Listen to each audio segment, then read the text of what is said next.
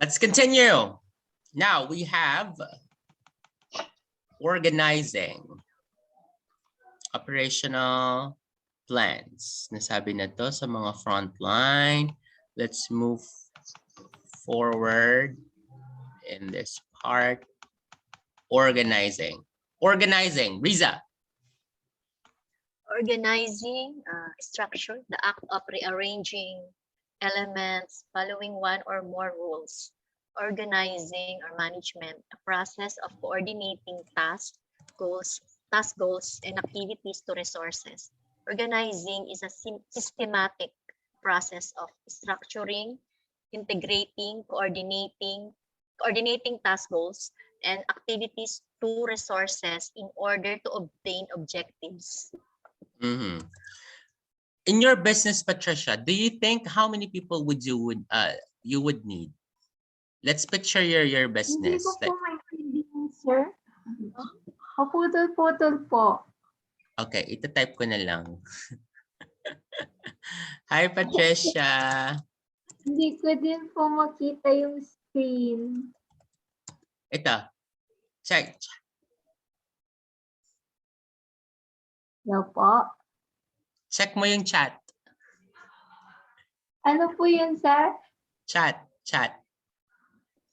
Roy? Check mo yung chat. Chat box. Batang to. Check mo yung chat. Dali lang ko. Hello, dear.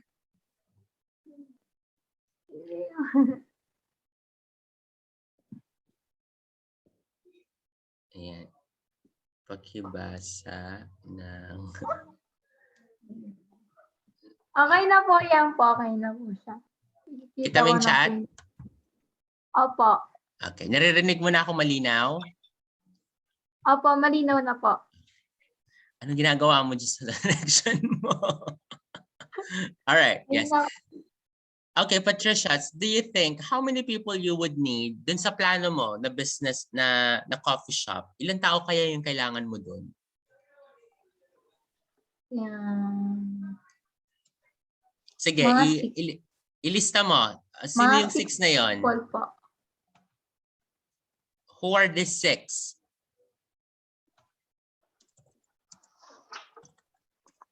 Five people or 6 people po. Sino-sino sila? 5 po or 6. Yeah. Anong mga roles nila? Lahat ba manager? Ano po? Hindi ko po maintindihan sir. Ito siya, pakita ko. Putol-putol po yung connection. Sa inyo po. Ayan. Kunyari ganito yung business idea niya small cafe. So ganito kaya yung business na gusto ni Patricia? Small lang. So ilang tao kaya yung pwede dyan, di ba? These are small cafe ideas. Tingnan mo to, Big Brother Coffee. Maliit lang yung kiosk niya. Ito din, So this could be like an option, So ilan lang ang tao na kailangan mo dyan? Probably isang barista, isang server that can do the same task, and manager who would do the accounting, marketing. So 3 lang kayo pala. Look at this. So this is an idea. Para to go to. I mean, that means the coffee shop, they would order and then leave. Can you see it? Patricia, can you see? Po. Yeah. Can you see the samples?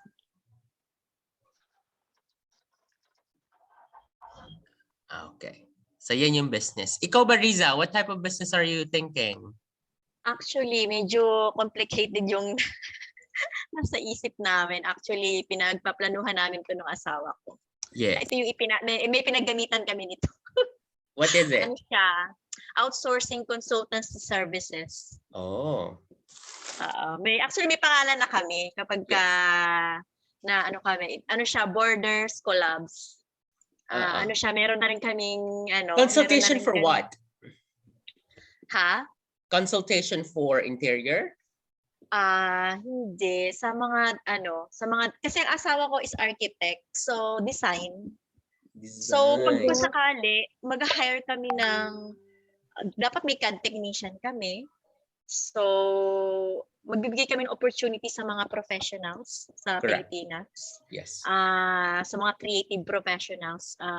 Kailangan meron kaming mga isa o dalawang CAD. Tapos, ako yung yung sa mga admin, ako gagawa. Tapos, sa design, siya yung magli-lead. Parang gano'n. Oh, this is nice. Consultation. Pero ang manpower nyo galing Pinas. Oo, sa Pilipinas. Pero magbibigay kami, borderless kasi mag-ano kami sa international, sa buong that's an Wow. idea. Ang ganda, no? It is. It is. It is really nice.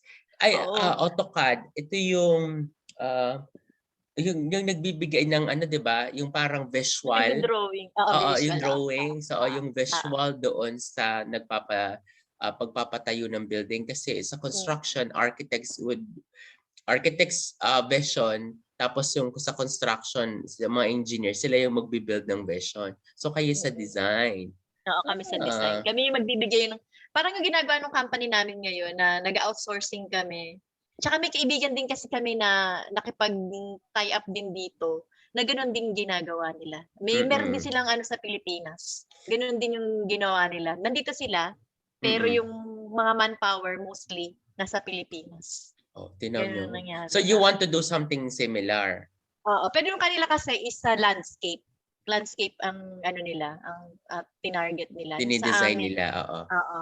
So yung asawa kong bahala sa design. Pero may na kami, may idea na kami kung ano yung mga mga So this is what your plan is. And then let's push it. This is the one that will present. Gawan natin siya ng business plan. Sabi nga ng asawa, kaya pinag-enroll ako. Gawan natin ng business plan. Okay. Then that will be easy for you kasi meron ka ng idea at saka meron kang pattern, meron ka ng basis. What about you, Divine? What kind of business would you like to put up? Yun pa rin, sa clothing line, ever since talaga yan ang ko. Which one? High school pa ako na yung clothing line. Clothing line.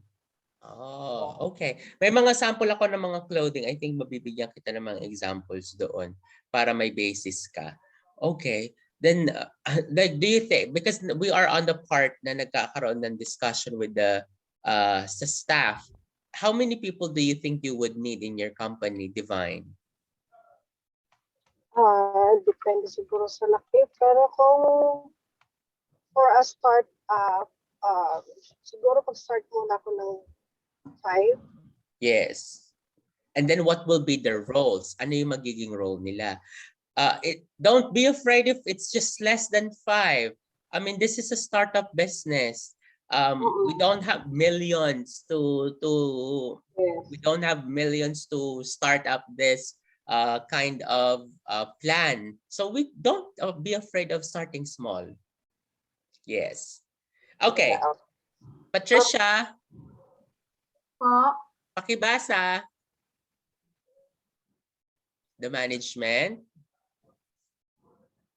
The management function of staffing is defined as filling of position in the organization, structured through identifying worker force requirements, inventorying the people and valid requirement selection, placement, promotion, appraisal, compensation, and training of needed. Staffing is a critical organization function which consists of the process of acquiring, deploying, and retaining of workforce of sufficient quantity and quality to create passivity, impacts on the effectiveness of the organization. It is one of the significant functions of the managing. Tapos na po. Alright, Patricia. So kanina pinag-uusapan natin yung sa tao. Ilan tao ang kailangan mo sa business mo? Now, your next, if you feel nyo doon sa inyong homework, tinan nyo na naiwan tuloy kayo, Risa, at saka madadagdagan siya. So ilalagay nyo doon yung mission and vision, objectives, staff. Ilang tao yung kailangan ninyo? Ano yung task and responsibility nila? Task and responsibility. Tapos, how much is their salary? Ito siya. I will send this in the chat box. Everyone. Ayan. Kita nyo sa chat box. Mission, vision, objectives. Objectives, long-term and short-term. Diba? Ang long-term is that we have to have 10 branches. It depends. It depends on the objective of your business and mission and vision. So that's what you have to put in your Word file. Dapat may basis kayo. Word file. There are consideration, of course. You have to make sure that the person that you will hire is qualified. There is specific training. If you are going to hire someone that doesn't have a training yet, that might incur you another cost. Diba baka mapagastos ka pa kasi ay wala palang alam ito. Yung i-hire ko, di gagastos pa ako dito. Mas makakatipid ka siguro kung mayroong experience na. Tama? If someone that you will hire has experience. Patricia, do you think you can hire people that have barista experience? Do you think that's the kind of staff that you would hire? Po. Yes. Sa tingin mo dun sa business mo, dapat ang i-hire mo may experience? Hindi po kita maintindihan ni sir. Putol-putol po kayo. Yes. So, chat kita, Patricia. Nakita mo yung chat box.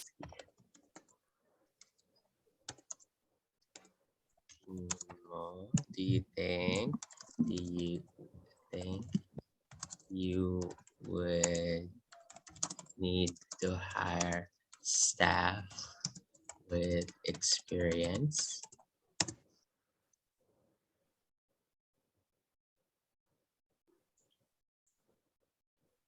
Opo. Why?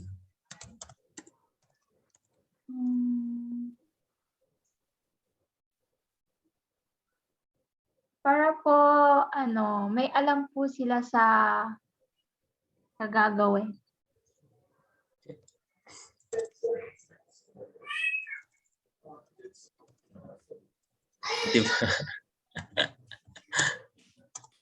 All right.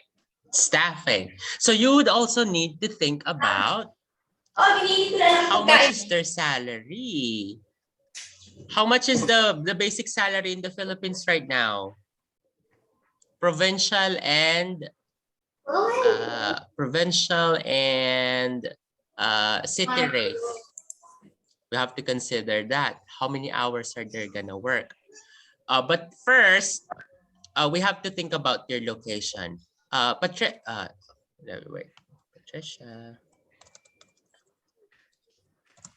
where will you put your coffee shop?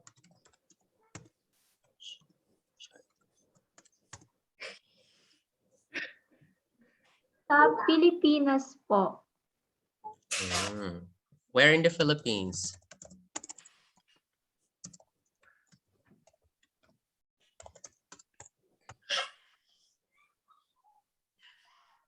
Sa place po namin, sa Pampanga po. It's nice. What about you, Divine? Where will you set your business? Which location? sa Naga City. Naga, Bicol. Can you give me a picture of what this business would be? Ano maging siya? Is it the boutique? Is this like ukay-ukay? Yeah, a boutique. Kasi ang mga anak ko kasi mahilig sa mga damit eh. And talagang sila na rin ang mag-aano sa marketing. Yes. So something that that everyone likes, no? Staffing. Wait. Isa ko kasi anak is into modeling. Help yun para may Yes. So have you like started this business before, or may idea ka na how to like put up your boutique? Hindi pa kami nag-start, pero nandun yung plano.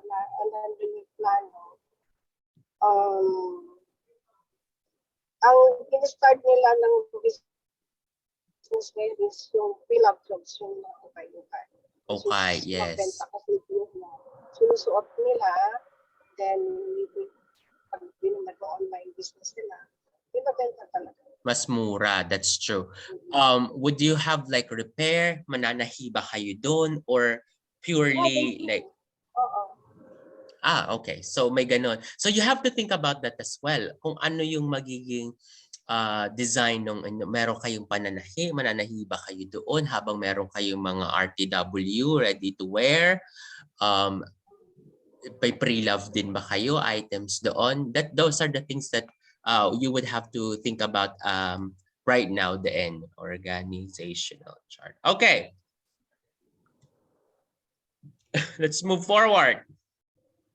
Leading and directing. Patricia, pabasa.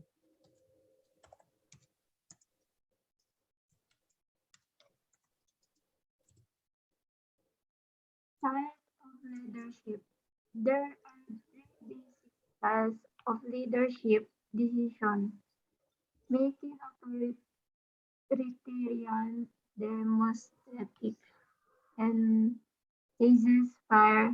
Authoritarian leader rule their groups. Demonstrative leaders try to include everyone in decision-making process.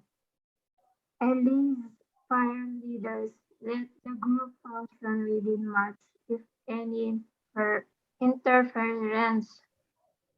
Tapos na po.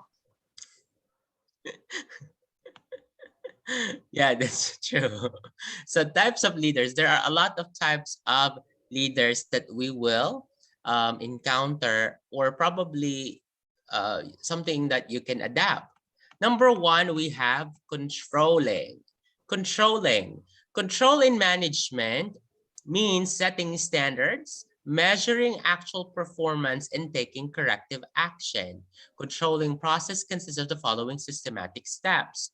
Setting performance standard. The first step in the process of controlling is concerned with setting performance standards, measurement of actual performance, comparing actual performance with standards, and analyzing deviation.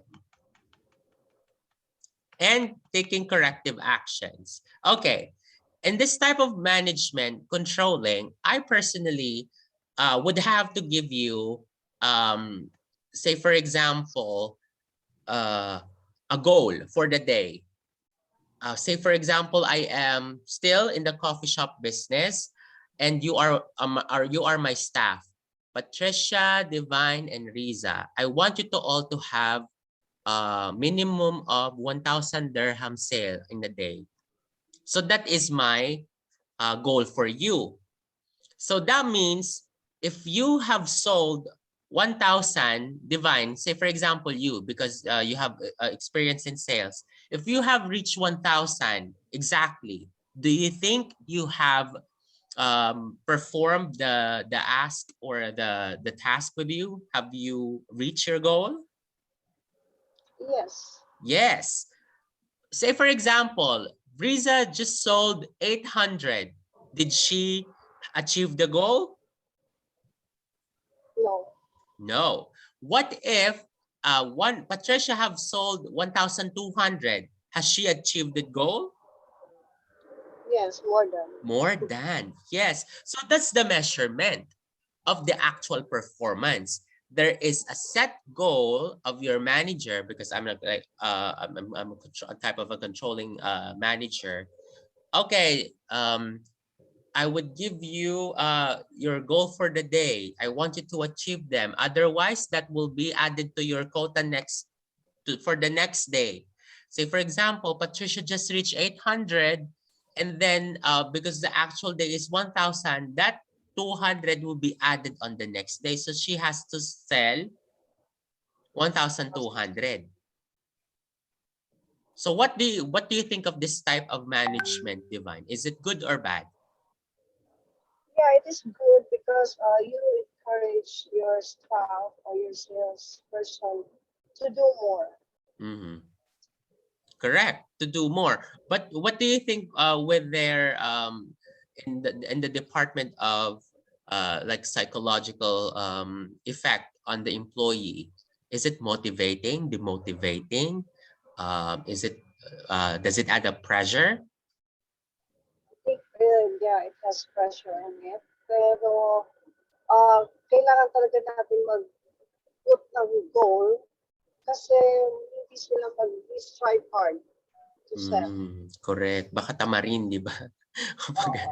That makes sense. So they agree. If they tend to not do anything. We were discussing being a controlling manager, Riza. So paano kung sa isang coffee shop nag-set ang goal. Kunyari ako ang manager, binigyan ko ng goal, each of you 1,000 sales. Dapat you have received 1,000. Risa has achieved 1,200. Divine has achieved 1,000. Patricia only achieved 800. Na-achieve ni Divine, na-achieve ni Risa, si Patricia, sabi sa kanya ng manager, sabi ko, yung 200, dagdag mo sa next day mo. So, ang goal mo, 1,200. Sa tumingin mo, Risa, maganda ba yun o hindi para sa employee?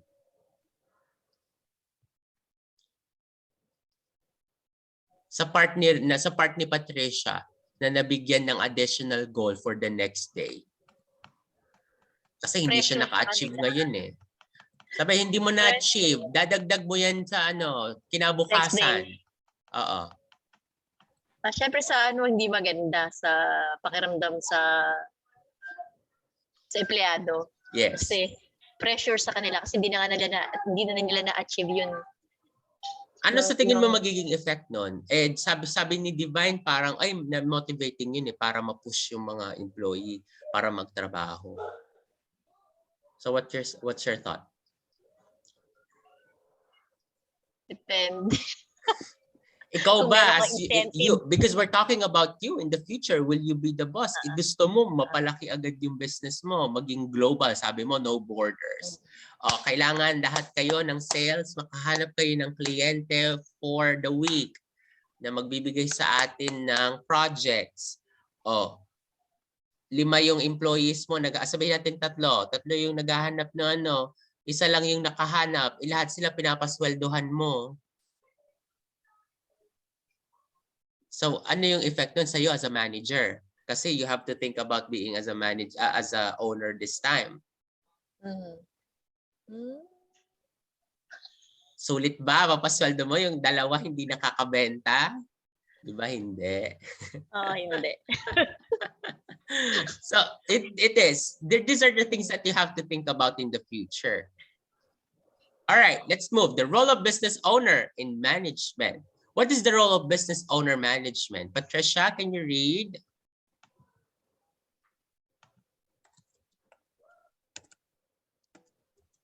Chat ko lang si Patricia, ha?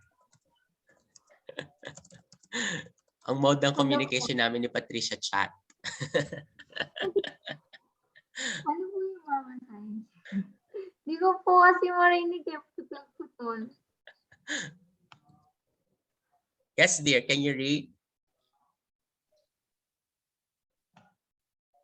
Sino po? Ikaw, Patricia. What is the role of a business owner management? As a small business owner, you can have a lifestyle of freedom and flexibility not offered to an employee. However, being a small business owner also carries greater responsibility with many more tasks to judge. Most small businesses have limited resources when launching, which means that as the owner you have many hats to wear depending on the nature of your business. Mm-hmm. Like any musical ensemble, there are many rules in a small business. In the beginning, owners are often the best person in the company at making or delivering the products or serves. Of all the rules an owner has in the business may be the most important one is to be the designer for the business. When you start a small business, you're often forced to manage most of the function of your company. As your business grows, you will be benefit by hiring experts to run different areas of your company. Owners who refuse to delegate function so that they can focus on the core business can dilute their overall effectiveness. Effectiveness. Yes, that's true. Effective. Now, when you are putting up your own business, you cannot do everything by yourself. There are some certain activities that we can say that it's not our expertise. Accountant ba kayo? So kapag may mga financial matters, you might want to hire other people who are experts on certain topics. You might want to avail for their services, di ba? I'll show you something. This is a really nice example of business. Just give me a second here. It's prayer time as well. Naririnig nyo ba yan? Parang may prayer time. I'll show you something that I've seen online lately, and I think this is very inspirational, especially for the ladies. 1 second, just give me a second here. I've seen this business. Oh, I found it. I hope that Patricia can hear this. A hair Listen scrunchie carefully. can save your life. When I was in college, I was followed by a group of guys while I was walking back to my car. I was parked less than a block away. So I decided to walk by myself. A car full of guys driving by rolled down the window and they started yelling some super inappropriate comments. The car stopped and one of the guys started to get out, and one of them came over to me and it seemed like he was about to grab me. Although I had my phone with me, unfortunately during a scary situation like that, there isn't enough time to unlock it, call somebody close by, call 911. Thankfully, I ran to the car and I wasn't hurt. I could have easily been one of those news stories that you hear where the person was raped, kidnapped, or even worse. After that scary situation, I told myself I'm gonna buy a safety device, but everything on the market was a big, ugly panic button. That's why I created Inviswear. It stands for Invisible Wearables. This beautiful necklace I'm wearing can actually save your life. Inviswear creates safety devices disguised as everyday accessories like necklaces, bracelets, keychains. We have them in fitness bands. We even have them in hair scrunchies. So there's a small chip in every single device that is manufactured, and then they put it in some plastic pieces which allows you to click the button, and then they put it inside the jewelry and package it up. And if you press the button 2 times, it immediately alerts your loved ones that you need help, It shares your location and it can also optionally contact 911. One of the biggest challenges we faced early on was actually raising funding. We ended up pitching to angel investors. It was really sad because a lot of investors kept saying, why should I give you $100,000 if you're only 21 years old? We've actually raised millions of dollars in funding to bring Invisor to life. The majority of people purchasing our products are actually parents who want to protect their kids who are at college. We've sold over 50,000 units and we've generated millions of dollars in revenue. We ended up becoming a global company after just 1 year on the market. We do a lot of advertising on Facebook and Instagram. We're very active on TikTok. One of the mistakes myself and my business partner made at the very beginning was we were trying to do everything ourselves. But the reality is, if you want to be successful, you need to hire people that are smarter than you in the areas that you aren't as strong.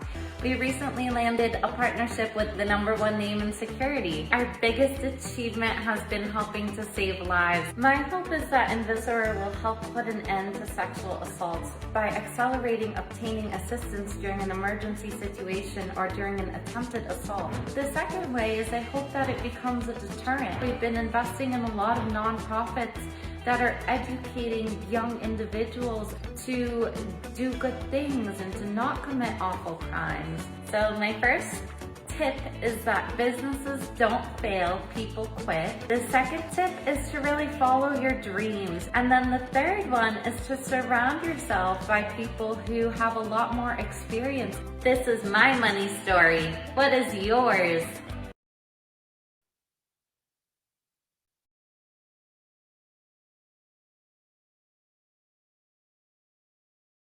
What do you think about that, Riza?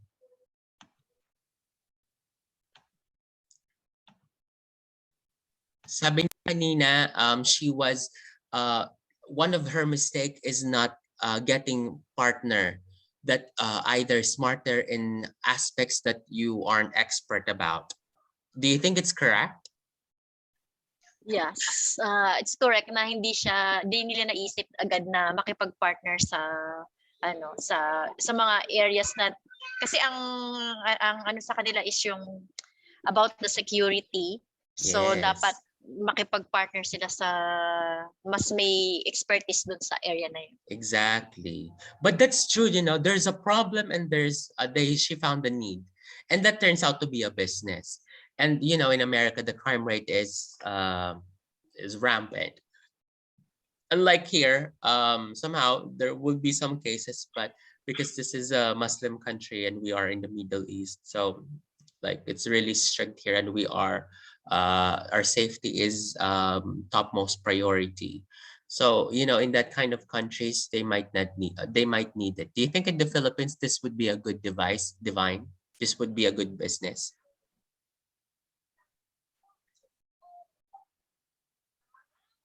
Yes, it is. Lalo sa Pilipinas. Yes. So, daming, correct. Yes. And women, the violence against women and children is still there back in our country. But yeah, this is a sample. It's really inspiring stories. And she's just 21. I mean, when she started the business, same age as Patricia.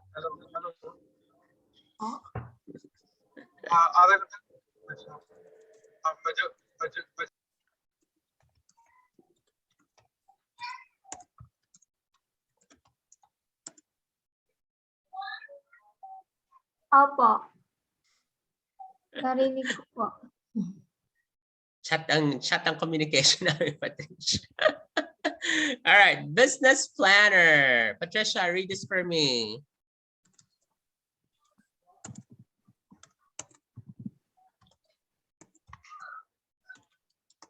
Okay. Business planner. As the owner, you are the one to prepare a business plan for your company. You can use marketing research to identify trends and potentially markets for your products. If you have an on-staff salesperson or manufacturer's prefers consultative, you have to provide guidance and training. Introducing a new product and expanding into others' market are decisions you have to make. That means a business planner. It could be like literally a business planner, someone that would do things for you. You might have like a lot in your hand, might as well hire someone that could do things for you. But because we don't have budget, you will be your own business planner. You will do everything for the moment because this is just planned. So Riza and Divine, also Patricia, I'm expecting that you would have progress with the business plan that we will produce. I want you to come up with names. I want you to come up with logo. I want you to come up with like organizational chart. How many people do you need in your company? Where is your location? So Riza's business is global, so she would be online. Is that correct? So for Divine, her business would be in Naga, in Bicol. And for Patricia, her coffee shop will be in Pampanga. Is that correct? Patricia's business is in Pampanga. Product development. Oh, there is a product development. Product development. A small business owner usually has the most product or service expertise of anyone at his company. That's true because that's your product. That's your product, Riza. So you know it. That's your husband's and you are in the same industry.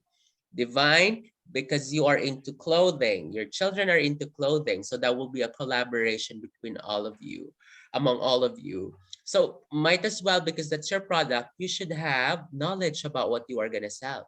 Develop your product. If this is the case, your business stay focused on maintaining the improving what you sell or what you serve if it is about service, because Riza's business is service. You provide service, you don't provide product. Patricia also is providing product because it is a coffee shop. This includes evaluating the competition, understanding your customers inside and out, and maintaining improving quality while controlling costs and adding new features of products to your line. You have to check your competition. In Naga, how many clothing shops are there already in your potential location? Is it in the supermarket or is it in the like public market? Like probably you will get like a puesto, I mean like a shop there, an empty shop, and you will turn it into to your boutique. How many competitions do you have? If your competitions are also clothing, what will be your edge? What will be the difference between what you sell to the others? Ano yung kakaiba sa damit ni Divine? Kasi yun ang business ni Divine eh. Probably you can sell Dubai products. Yung mga Moroccan, yung mga alam niyo duster nila dito. I don't know how it's called, pero yung mga parang maxi dresses nila. Baka pumatok yun doon kasi may mga dress, gaganda ng design. Kasi sa atin tigbe-20 na mga 30 to 35 na duster, 'di ba? Yung maninipis, parang punda ng unan. Pero presko 'yon. You know, probably you can check like items that are being sold here. Gowns ba? Think about the products that you will sell because it says there, adding new features. Kailangan pala yung sa mga produkto nyo, it's developing as well. Products that will change. Kasi sa food, when it comes to food businesses, ideally, every 3 months, magkakaroon ka ng bagong menu. Diba? Say for example, big brands, Jollibee, di ba every month meron silang bagong menu, nagpapakita sila ng ube. Alam mo yung, what's that again? That pie something? Pie crust? Yes, magkakaroon sila ng bagong flavor nun. For the month of this, ube, pie crust. Peach mango pie. Yeah, peach mango pie. Di ba? Tapos magkakaroon sila in season kasi yon, kaya marami silang mga materials. So it really depends. Dapat may bago para people would have something to look forward. Ay, may bagong ganito. May ganitong bagong flavor. Or probably in your service for Riza, you would have the new trend. Sabihin natin, nagdi-design kayo ng mga building. Sabihin yung mga building na may helipad o kaya naman yung mga zip line. May mga, o kaya ngayon, mga trend ngayon, di ba, yung may parang glass slide. Nakita niyo sa Dubai? Glass slide. Yung glass slide, when you just have to slide tapos transparent, hindi mo pa nakikita yon. It's a trend ngayon eh. Diba? May mountain climbing na yung mga walls ng ano nyo. I don't know. You just have to be like creative. Sa Pilipinas kasi may maganon sa Cebu. Alam mo yung nagre-recline. Pati dito sa Dubai eh, yung maghahawak ka sa handle tapos gaganyan siya. Tapos makikita mo yung ano, yung pababa ng building. That could be your options. I mean, I'm just saying. All right, let's have a break. 1 o'clock, let's come back for the last hour of this session. Stop.